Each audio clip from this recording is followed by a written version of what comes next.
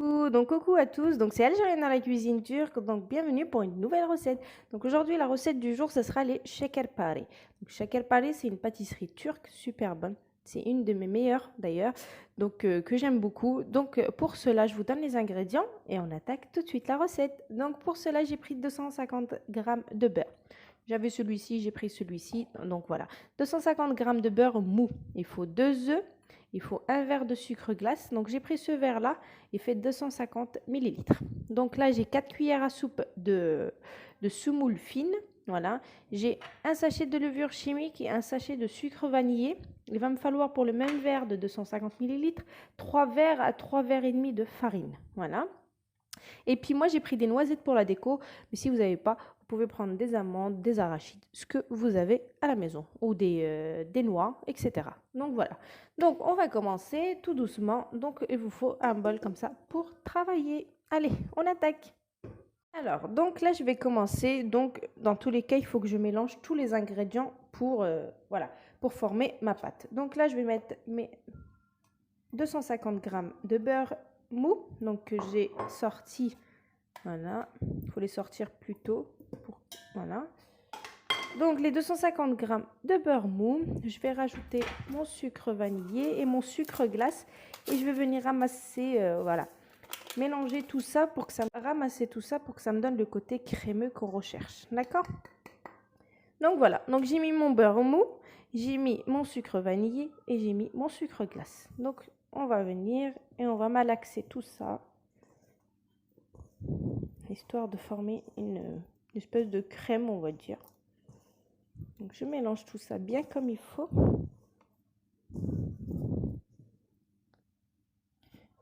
Donc comme j'ai dit, si vous n'avez pas le sucre glace, vous pouvez quand même mettre du sucre normal, il n'y a aucun problème. Donc voilà, j'ai mélangé, j'ai bien incorporé mon sucre et mon sucre glace et mon sucre vanillé avec mon beurre.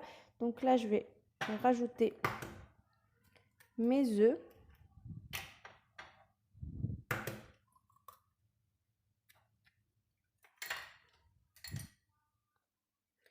Donc j'ai rajouté mes œufs. Donc là, je vais mettre ma semoule, donc 4 cuillères à soupe de semoule, d'accord? Donc je vais continuer à mélanger. Mélangez bien, bien, bien.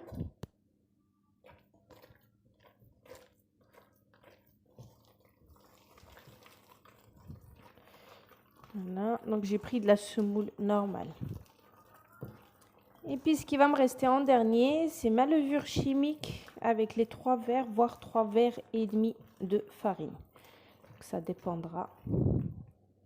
L'histoire, en fait, la farine, ça dépendra du, voilà, des œufs, donc forcément, s'ils sont gros, s'ils sont petits.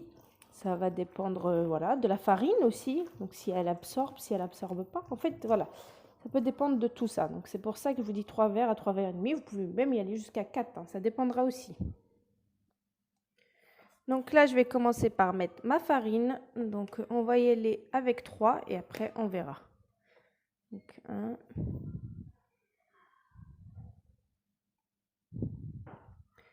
2 et puis un troisième. Voilà. J'en ai mis 3. Il faut toujours mettre moins. J'en ai mis 3. Donc comme j'ai dit, il faut toujours mettre moins. Et puis après, doser, voilà. Voilà, par rapport à ce qu'il vous faut. Donc plus ou moins. Je vais rajouter ma levure chimique. Et puis, on va commencer à ramasser. Donc, il faut bien former une bonne pâte, bien homogène.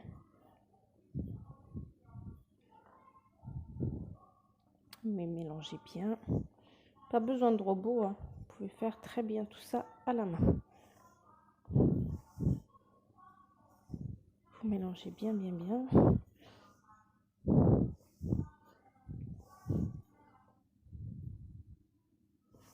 Jusqu'à former une belle pâte.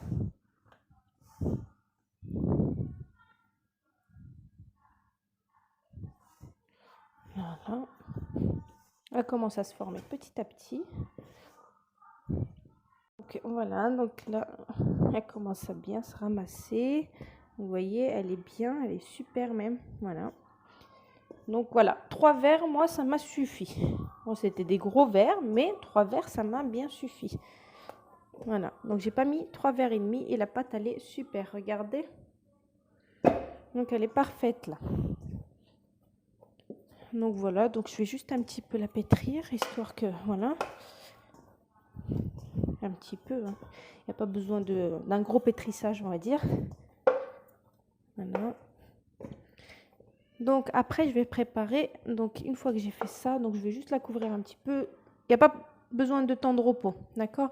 Mais moi, vu que j'ai pas fait mon sherbet, donc le sherbet, c'est de l'eau et du sucre, donc votre sirop.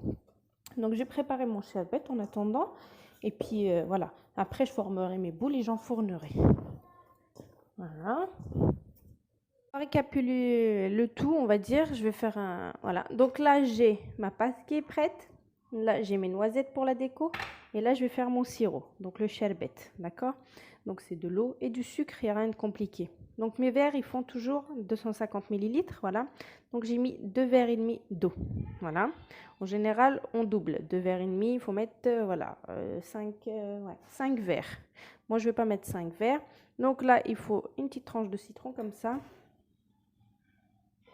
Et là, je vais prendre de l'eau. Et on va mettre de l'eau. Donc 2 verres et demi de sucre. Je vais mettre 1.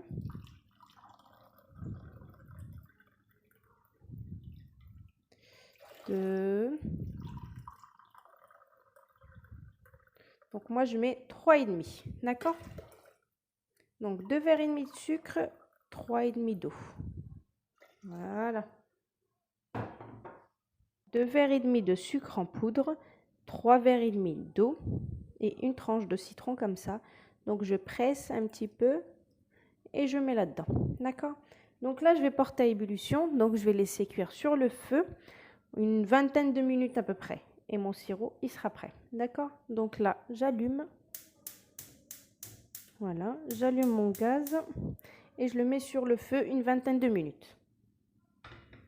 Voilà, donc là, ce qu'on va faire, on va commencer à former nos boulettes. Donc là, je vais préparer un plat avec du papier sulfurisé et on commence à préparer nos boulettes et puis à mettre nos noisettes au milieu. Allez, go!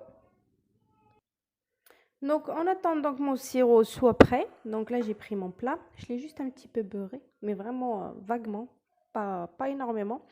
Donc là, je vais prendre de la pâte et je vais commencer à former une petite boule. Après, vous pouvez faire n'importe quel motif. Mais moi, je fais toujours les petits ronds. Je trouve ça super mignon.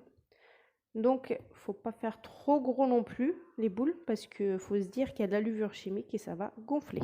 D'accord? En moyen, voilà, parce que ça va gonfler après. Voilà, moi je les fais comme ça, j'aime bien quand c'est un peu petit, j'aime pas quand c'est trop gros, sachant que ça va gonfler encore un petit peu. Donc voilà, donc vous faites des boules comme ça, donc je les arrangerai mieux que ça tout à l'heure pour faire le rangement dans le plat. Voilà. Donc après, vous pouvez faire les formes ovales, vous pouvez prendre une empreinte. Voilà, après c'est vraiment un choix pour la déco. Alors, mon premier plat, il est prêt. Donc là, il me reste tout ça encore comme pâte. Je laisse de côté. Donc voilà. Donc là, je vais prendre mes noisettes et je vais venir les planter comme ça en plein milieu. Donc après, il faut venir badigeonner d'œufs, bien sûr. Donc, il faut vous dire que ça va encore gonfler à la cuisson parce qu'il y a de la levure chimique, comme je vous l'ai dit.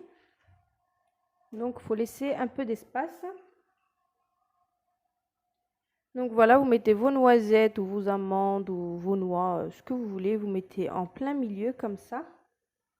Vous mettez ce que vous voulez au milieu. Donc le şekerpare, c'est quand même une pâtisserie super connue en Turquie. Donc en général, quand on va en Turquie, on n'échappe pas à cette gourmandise.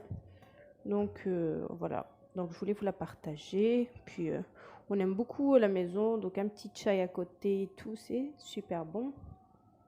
Donc comme j'ai dit, là, je mets mes noisettes. Ensuite, je prends un œuf. Je préfère avec les noisettes, ça fait, voilà. Mais ça fait aussi bien avec des noix ou, voilà, ou des amandes. Hein. Je dis pas le contraire, mais voilà. Perso, je mets toujours des noisettes dans mes şekerpare. Donc voilà. Et puis ensuite, je vais prendre un œuf et je vais venir badigeonner tout ça. Donc la cuisson, c'est normal, 180 degrés, voilà, jusqu'à dorure.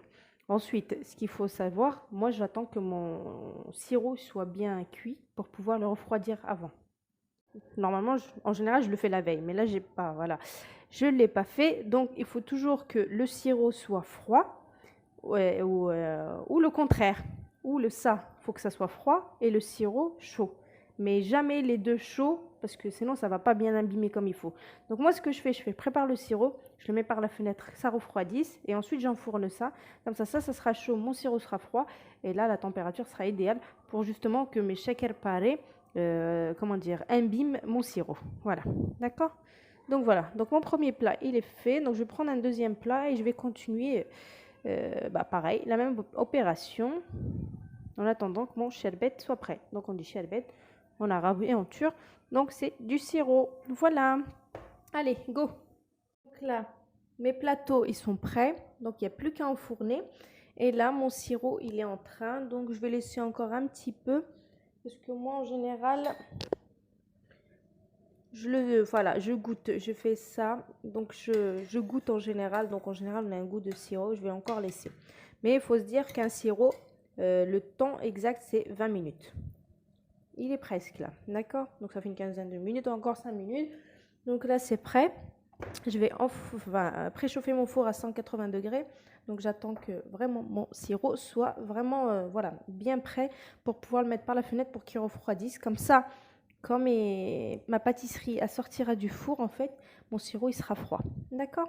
Donc là, il ne me faut plus que badigeonner aussi. Donc n'oubliez pas de badigeonner vos pâtisseries. Donc là, je vais prendre un œuf et je vais badigeonner le tout. Là, j'ai pris l'œuf et mon pinceau et je vais venir badigeonner. Donc pour avoir une belle dorure, il faut bien badigeonner vos shaker parés. Donc comme j'ai dit, les shaker parés, c'est super bon. Tout le monde doit connaître cette pâtisserie-là, cette gourmandise qu'on trouve en Turquie en général. Donc voilà, donc c'est très facile à réaliser, c'est vraiment pas un casse-tête, voilà, comme voilà, certaines pâtisseries, mais celui-là il est vraiment très simple. Vous mélangez tous les ingrédients et voilà, vous formez votre pâte, vous fermez votre boule ou un autre motif, hein. Ça dépendra de ce que vous voulez. Il y en a même qui, en formant les petites boules comme ça, ou ovales ou autres, ils mettent des noix concassées à l'intérieur et referment. Donc on peut très bien, voilà, garnir nos shaker parés de l'intérieur. Mais après, c'est vraiment un choix, ça. Personnellement, je les préfère comme ça. C'est super bon. Donc voilà. Donc je badigeonne le tout. Mes shaker parés, je les ai badigeonnés bien comme il faut. Donc voilà, comme vous pouvez le voir, mon four il est en train de chauffer, donc à 180 degrés, d'accord. Donc mon sherbet, donc mon sirop, il est prêt, d'accord. Donc là, je vais juste le mettre par la fenêtre pour qu'il refroidisse, vu qu'il fait très froid en ce moment. Donc ça va refroidir très très vite, d'accord. Donc une fois que mon four il est chaud, j'enfourne plat par plat, je préfère, parce que voilà, ma cuisson elle est meilleure quand c'est plat par plat, pardon. Je mets pas les deux en même temps, donc j'enfournerai à 180 degrés. Donc mes shaker parés seront chauds et mon sirop sera froid. Donc voilà, je mélangerai les deux pour pouvoir imbimer tout ça. Voilà, donc à tout à l'heure, restez connectés. Donc là, c'est dans le four. Voilà. Parés, ils viennent de sortir du four, ils sont tout chauds. Et là, mon sirop, il est froid. Donc là, je mets par-dessus. Vous entendez? Donc tout ça, c'est parce que voilà. Donc il faut vraiment que un des deux soit chaud et l'autre soit froid pour justement que l'imbimage soit facile en fait. Voilà.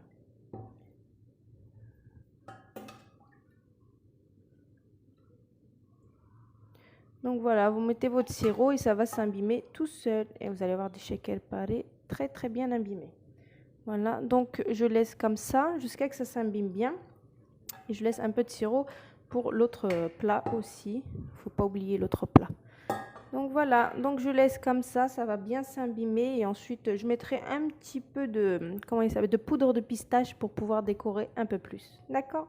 Donc voilà.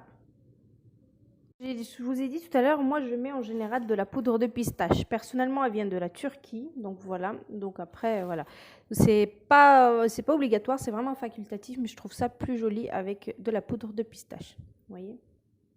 Donc voilà. Donc ce que je vais faire, donc je laisse sur le plateau. Donc c'est en train de bien s'abîmer. Regardez, il reste pas grand chose en sirop. Donc je laisse quand même sur mon plateau, mais je vais rajouter, vu que c'est imprimé encore la partie de dessus, enfin de dessous, donc je vais juste rajouter un petit peu de, voilà, de la poudre de pistache par-dessous, comme ça. Donc c'est vraiment facultatif, mais moi j'aime beaucoup comme ça. Ça donne un petit peu de peps, un peu de couleur. Voilà. Et puis voilà, donc mon deuxième plat va sortir du four dans pas très longtemps. Donc j'ai juste à rajouter le sirop. Et ensuite, voilà, je vous présente ça. Donc c'est vraiment très très simple. Ça prend une bonne vingtaine de minutes au four à 180 degrés. Il faut bien surveiller. Donc les shaker parés, en général, ils sont bien cuits comme ça. D'accord? Ils sont pas clairs. Donc ils sont bien bronzés. Voilà. C'est mon deuxième plateau. Donc il faut vraiment qu'il soit bien chaud et mon sirop bien froid. Voilà. Donc on laisse encore bien abîmer. Voilà, et ensuite je décore et c'est prêt. Donc voilà, franchement c'est une recette très très facile, tout le monde peut la faire. Il n'y a pas grand chose, voilà, c'est pas très compliqué on va dire. Donc voilà, je vous posterai la recette. Donc voilà, et puis vous n'avez plus qu'à la faire. Donc j'attends vos retours, j'attends vos j'aime. Donc n'oubliez pas, un petit aime, ça voilà, ça n'a, comment dire, c'est pas voilà, c'est pas compliqué d'appuyer sur la touche M. Donc je vous attends. Donc j'espère que vous serez nombreux à me suivre sur ma chaîne YouTube. Donc je vous fais des gros bisous et puis restez connectés. Je vous montrerai les résultats finaux, voilà, en déco et puis en démonstration. Voilà, bisous, à tout à l'heure. Les shakers parés, ils sont prêts. Donc comme je dis, c'est une pâtisserie turque. Donc voilà, donc très simple à réaliser avec peu d'ingrédients. Donc en général, on trouve tous les ingrédients à la maison.